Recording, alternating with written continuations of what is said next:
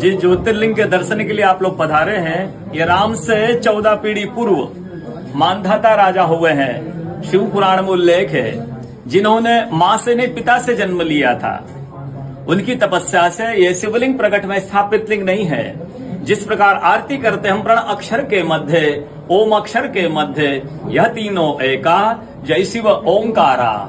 एक शिवलिंग में ब्रह्मा विष्णु महेश निराकार धरती से प्रकट हुए हैं। इसलिए अखंड दीप जो जल रहा है प्राचीन समय से, एक ही दीपक में 3 बातें लगातार जल रही है, ब्रह्मा विष्णु महेश की। इस पहाड़ी के ऊपर 7 किलोमीटर का परिक्रमा मार्ग है, वो भी ओम आकृति में है। जो पर्वत पे हम प्रभु ओंकारेश्वर ज्योतिर्लिंग के दर्शनों के लिए खड़े हैं, ये पर्वत स्वयं शिवलिंग की आकृति में है। चारों तरफ नर्मदा मैया जलेहरी बनकर बह रही है। पूरे 12 ज्योतिर्लिंगों में शयन आरती होती है, लेकिन बाबा का विश्राम ओंकारेश्वर ज्योतिर्लिंग में है। यहाँ शयन करके 3 बजे रात उठकर महाकालेश्वर जाएंगे, वहाँ स्नान करेंगे। इसलिए वहाँ का भस्म आरती प्रसिद्ध है, यहाँ का शयन आरती प्रसिद्ध है। शिव पुराण में भी कथा आती है, महिलाएं 16 सोमवार व्रत करती है, उसमें भी कथा आती है। क्या कथा आती है?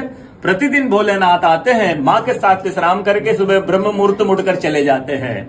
एक दिन जब भोले बाबा माँ के साथ पधारते तो माँ पुजारी से पूछती है, पुजारी हमें विश्राम के लिए जा रहे हैं, चौपड़ पासे में किनकी जीत होगी? पुजारी बोलते कि आज ये भोले बाबा जीतेंगे। ऐसा बोलकर पुजारी घर चले जाते हैं। भोले बाबा माँ विश्राम के लिए चले जाते हैं। सुबह ब्रह्म मुहूर्त में जैसे ही भोले बाबा माँ बाहर निकलते हैं, पुजारी द्वार पर रहते तो माँ पुजारी से पूछती, पुजारी कल मैंने आपसे पूछा था हमें विश्राम के लिए जा रहे, चौपड़ पासे में किनकी जीत होगी? आपने कहा भोले बाबा जीतेंगे। भोले बाबा नहीं, मैं जीती हूँ। माँ ऐसा बोलकर उनको श्राप दे के चली जाती है। उनके तुरंत पश्चात अप्सराएं शिवलिंग पे जल चढ़ाने आती तो अप्सराएं पुजारी से पूछती, पुजारी अस्वस्थ क्यों हो गए? आप तो ठीक थे। फिर पुजारी बताते हैं, प्रतिदिन भोले बाबा माँ के साथ विश्राम करके चले जाते थे। कल भोले बाबा माँ के साथ पधारे, माँ ने मुझसे पूछ लिया, पुजारी हमें विश्राम के लिए जा रहे, चौपड़ पासे में किनकी जीत होगी? मैंने कहा भोले बाबा जीतेंगे। माँ जीत गई। माँ मुझे श्राप दे के चली गई। अप्सरा बोलते चिंता ना करो, हम अंदर जाकर शिवलिंग की पूजा करके आते, फिर इसका उपाय बताएंगे। अप्सरा अंदर जाकर शिवलिंग की पूजा करके बाहर आकर बोलती, पुजारी आप 16 सोमवार व्रत कीजिएगा, व्रत करते ही स्वस्थ हो जाएंगे, व्रत करते ही ठीक हो जाएंगे। ये वो कथा का दर्शन प्रतिदिन होता है। बोलो ओंकारेश्वर भगवान।